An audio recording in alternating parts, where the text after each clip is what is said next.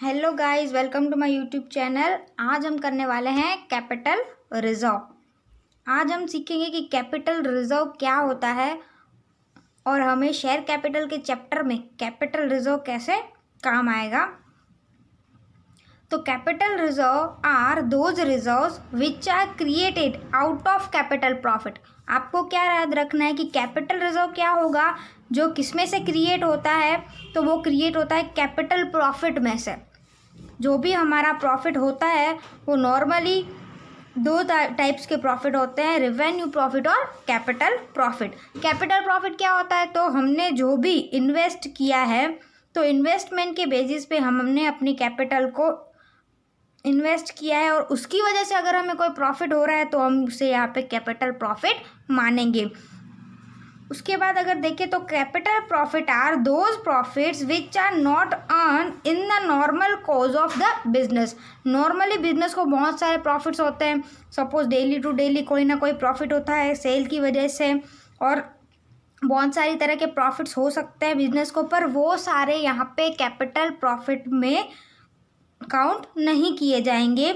यहाँ पे capital profit की बात करेंगे तो जिसमें कंपनी ने अपना ज़्यादा कैपिटल इन्वेस्ट किया है, यानी investments, fixed assets, shares, debentures, उसमें से अगर कंपनी को कोई भी प्रॉफिट होता है तो उसे ही आप कैपिटल प्रॉफिट मानोगे।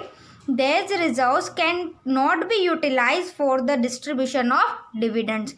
और इस टाइप के रिजर्व्स में जो भी प्रॉफिट पड़ा है वो हम कभी भी डिविडेंड्स के डिस्ट्रीब्यूशन के लिए यूटिलाइज नहीं करेंगे। Following transactions give rise to capital profit which is to be transferred to capital reserve. अब कुछ ट्रांजेक्शन्स आपको याद रखने होंगे जिसमें से आपको कैपिटल प्रॉफिट होगा और वो कैपिटल प्रॉफिट आप कहाँ पे ट्रांसफ़र करोगे, कैपिटल रिजर्व में।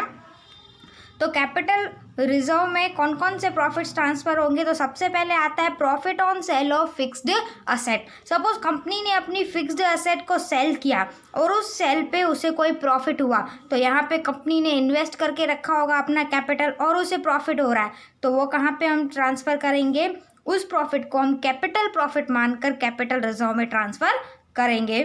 Profit on revaluation of fixed assets. अब जब कंपनी ने फिक्स्ड एसेट को रीवैल्यूएट किया तब उसे कुछ प्रॉफिट हुआ वहाँ पे, तो वो भी हम यहाँ पे कैपिटल रिजर्व में ट्रांसफ़र करेंगे। उसके बाद profit prior to incorporation of company. Company को इनकॉर्पोरेशन से पहले जो भी प्रॉफिट हुआ उसे हम क्या मानेंगे, कैपिटल प्रॉफिट, और उसे ट्रांसफ़र करेंगे हम कैपिटल रिजर्व में।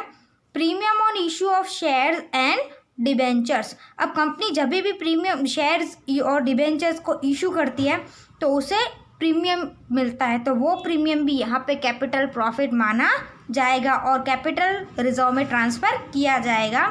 उसके बाद आता है profit on redemption of debenture. जब भी हम डिबेंचर्स को रिडम्पशन यानी लौटाते हैं डिबेंचर होल्डर्स को, तो हमें क्या मिलता है, यहाँ पे कुछ प्रॉफिट होता है सपोज रिडम्पशन के टाइम पे, तो वो भी यहाँ पे कैपिटल प्रॉफिट माना जाएगा और ट्रांसफ़र किया जाएगा कैपिटल रिजर्व में। प्रॉफिट ऑन री इशू ऑफ फॉरफिटेड शेयर्स। जब भी फॉरफिटेड शेयर्स को री इशू करते हैं और हमें प्रॉफिट होता है तो उसे भी कैपिटल प्रॉफिट काउंट किया जाएगा और कैपिटल रिजर्व में ट्रांसफ़र किया जाएगा। तो आज हमने कैपिटल रिजर्व को यहाँ पे समझा। अब कैपिटल रिजर्व के लिए आपको ये वाले जो 6 पॉइंट्स हैं वो अच्छी तरह से याद रखने पड़ेंगे, और अगर यहाँ पे कहीं पे कंपनी को कोई प्रॉफिट हो रहा है इन 6 के अंदर तो वो हम कैपिटल प्रॉफिट में काउंट करके हम उसे कैपिटल रिजर्व में ट्रांसफ़र करेंगे। तो आई होप हमने आज कैपिटल रिजर्व को अच्छे से समझा होगा। मिलते हैं अगले वीडियो में। Thank you so much.